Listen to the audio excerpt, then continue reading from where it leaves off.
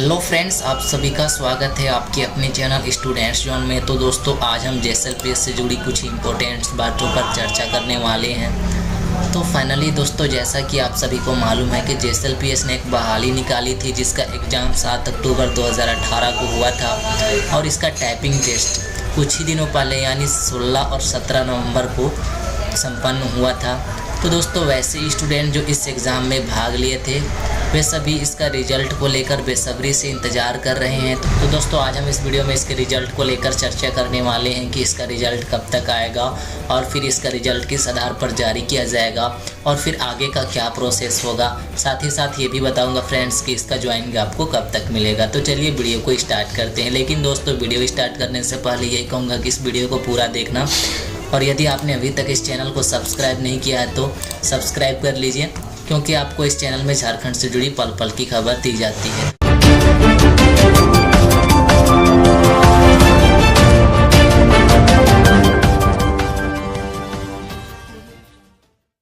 तो दोस्तों, सबसे पहले यहाँ पे हम चर्चा कर लेते हैं कि इसका रिज़ल्ट कब तक आएगा और इसका जो फाइनल रिज़ल्ट रहेगा, ठीक है, वो किस आधार पर जारी किया जाएगा। तो देखिए फ्रेंड्स, यहाँ पे आप सभी को मैं बता दूँ, इसका जो रिज़ल्ट जारी किया जाएगा वो आपका दिसंबर के पहले सप्ताह या फिर दूसरे सप्ताह में इसका फाइनल रिज़ल्ट जारी कर दिया जाएगा, ठीक है।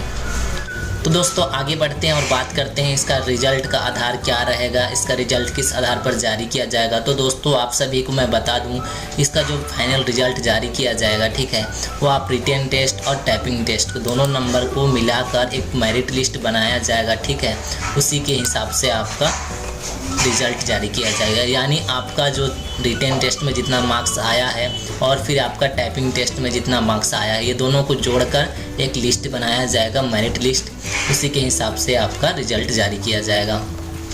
तो चलिए दोस्तों, आगे बढ़ते हैं और बात कर लेते हैं कि इसके बाद आगे का क्या प्रोसेस रहेगा, ठीक है। तो यहाँ पे आप सभी को मैं बता दूँ फ्रेंड्स, इसके बाद आगे का जो प्रोसेस है वो डॉक्यूमेंट वेरिफिकेशन का है, ठीक है।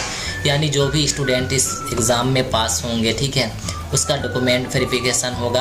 अब बात आती है फ्रेंड्स कि डॉक्यूमेंट वेरिफिकेशन कब होगा। तो आप सभी को मैं बता दूं फ्रेंड्स, इसका दिसंबर के लास्ट वीक में आपका डॉक्यूमेंट वेरिफिकेशन के लिए नोटिस जारी कर दिया जाएगा, ठीक है। और सिर्फ वैसे ही स्टूडेंट्स के ही होंगे जो इस एग्ज़ाम में पास कर रहे हैं, ठीक है।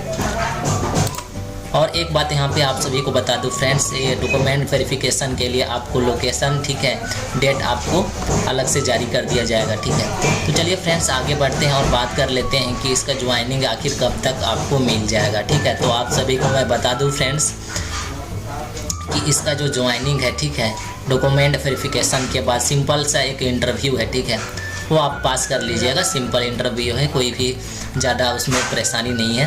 तो इसके बाद आपका ज्वाइनिंग की बात आती है, ठीक है फ्रेंड्स। तो यहाँ पे आप सभी को मैं बता दूं कि इसका आपका 15 जनवरी से पहले आपका ज्वाइनिंग मिल जाएगा, ठीक है। यानी आप सभी को 15 जनवरी 2019 तक ज्वाइनिंग मिल जाएगी। तो फ्रेंड्स, यही था आज का अपडेट जो कि जेएसएलपीएस की तरफ से निकल कर आया है। अगर आपको वीडियो पसंद आई तो इस वीडियो को लाइक कर दीजिए और अपने दोस्तों के साथ शेयर करिए और चैनल में नए हो तो इस चैनल को सब्सक्राइब करना ना भूलिए। मिलते हैं अगली वीडियो में, तब तक के लिए bye bye, take care, love you.